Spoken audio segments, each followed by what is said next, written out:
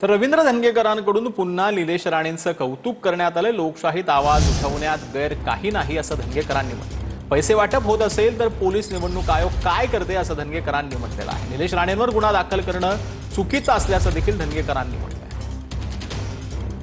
निलेश राणेंवरती गुन्हा दाखल करण्यात आलेला आहे। तुम्ही ट्विट करून निलेश राणेंचं कौतुक केलं।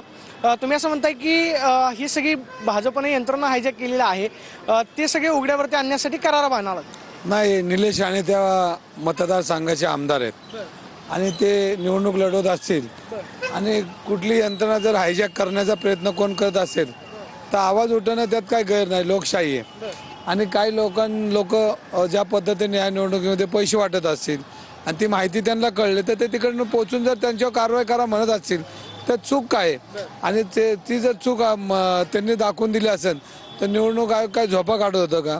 पोलीस यंत्रणा काय करत होती हा महत्त्वाचा प्रश्न आहे। आणि एवढं करून सुद्धा उलट चोराच्या उलट्या बॉम्बा त्या आमदारालाच परत गुन्हा दाखल केला।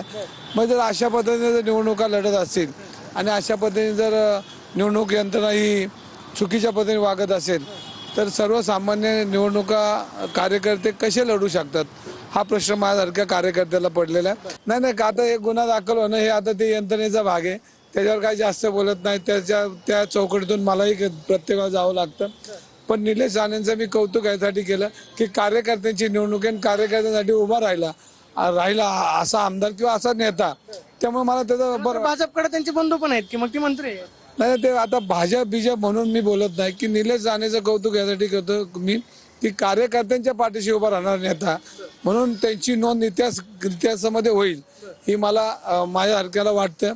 आणि जर निवडणूक आयोगाची लोक असतील, निवडणूक यंत्रणा असेल, पोलीस यंत्रणा असेल, ज्या काय यंत्रणा आहेत ह्या जर चुकीच्या गोष्टी जर दाखवून देत असतील आणि त्यांच्यावर गुन्हा दाखल करत असेल आता लोकशाही राहील का ना प्रश्न पडलेला आहे। कॅमेरा पर्सन चरण सोनू, प्रदीप कापसे, TV9 मराठी, पुणे। तर विकास करण्यासाठी तुमच्या हातात काय आहे? आमदार सदाभाऊ खोत यांनी जयंत पाटलांना सवाल केलाय। तुम्हाला पैसा कोण देणार? झोळी घेऊन फिरणार का? सदाभाऊ खोत यांनी हे वक्तव्य केलंय। चेहऱ्यावरून गडी गरीब दिसतो पण गडी गरीब नाही, सदाभाऊ खोत यांनी जयंत पाटलांवर ही टीका केली। तुमच्या हातात गाजर आहेत का विकास करायला? काय आहे तुमच्या हातात? केंद्रात सत्ता तुमची नाही, राज्यात सत्ता तुमची नाही, मग तुम्ही काय करणार? झोळी घेऊन भीक मागणार? अरे पैसे कोण देणार तुम्हाला? आणि म्हणून सत्ता आमच्या हातामध्ये द्या।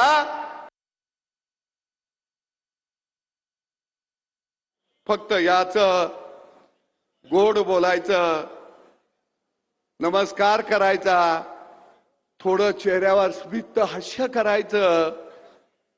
आपल्याला बी वाटतं त्यांच्या तोंडाकडे बघितलं की गडी लई गरीब दिसतो या, पण गरीब काही नाही आहे। कारण दुसऱ्याचं चांगलं झालं नाही पाहिजे, या तालुक्यामध्ये तरुणाच्या हाताला काम मिळालं नाही पाहिजे। शाळेसाठी अंबानींकडे पैसा मागेन, त्यांच्याशी माझे चांगले संबंध आहेत असं गिरीश महाजन यांनी म्हटलंय। जामनेरमधील प्रचार सभेत बोलताना गिरीश महाजन यांनी हे विधान केलं। या भागातील सगळी शाळा कॉलेज मी दत्तक घेतोय असं देखील गिरीश महाजन यांनी म्हटलं। मैं यहाँ का स्कूल कॉलेज सब दत्तक ले लेता हूँ, मेरे लिए दत्तक ले लेता हूँ। इसके लिए पैसे कितने भी लोग एजुकेशन के लिए बिल्डिंग बनाना है 2 करोड़ 5 करोड़ 10 करोड़, मैं बाहर से कैसे भी मंग के लाऊंगा। मैं अंबानी को मंगूंगा, मेरे अच्छे संबंध है, प्राइवेट 10 लाख 15 सेल का हमको बिल्डिंग बना के दे, यहाँ पे अच्छी बिल्डिंग बना के दो, अच्छे टीचर्स लाएंगे, अच्छा एजुकेशन देंगे जिससे कि बच्चे आगे बहुत तरक्की कर सके, आगे बढ़ सके। तर सातारा जिल्ह्यातील नगरपालिका निवडणुकीतील नगराध्यक्ष पदाचे सर्व पक्षातील उमेदवार एकाच व्यासपीठावर आल्याचं पाहायला मिळालं। बालाजी चॅरिटेबल ट्रस्टच्या उपक्रमातून सर्व नगराध्यक्ष उमेदवारांकडून विकासाचा वचननामा लिहून घेतला गेला। सातारा शहरातील रॅपिड फायर प्रश्नांवरती सर्व उमेदवारांना उत्तरच देता आलेली नाही।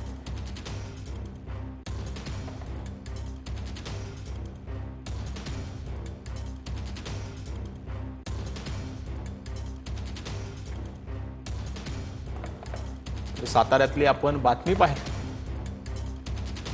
तर साताऱ्यातील नगराध्यक्ष पदाचे सर्व उमेदवार एकाच मंचावर आलेले होते। रॅपिड प्रश्नावरती ते अनुत्तरित जे आहेत ते राहिलेले होते. साताऱ्यातील नगराध्यक्ष पदाचे सर्व उमेदवार हे एकाच मंचावर आल्याचं पाहायला मिळालेलं होतं.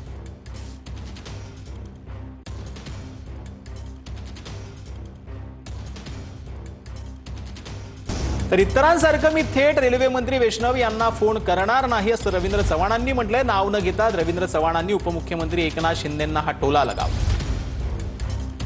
कर्जतमध्ये काही रेल्वेचे प्रश्न जे आहेत ते सोडवणं गरजेचं आहे.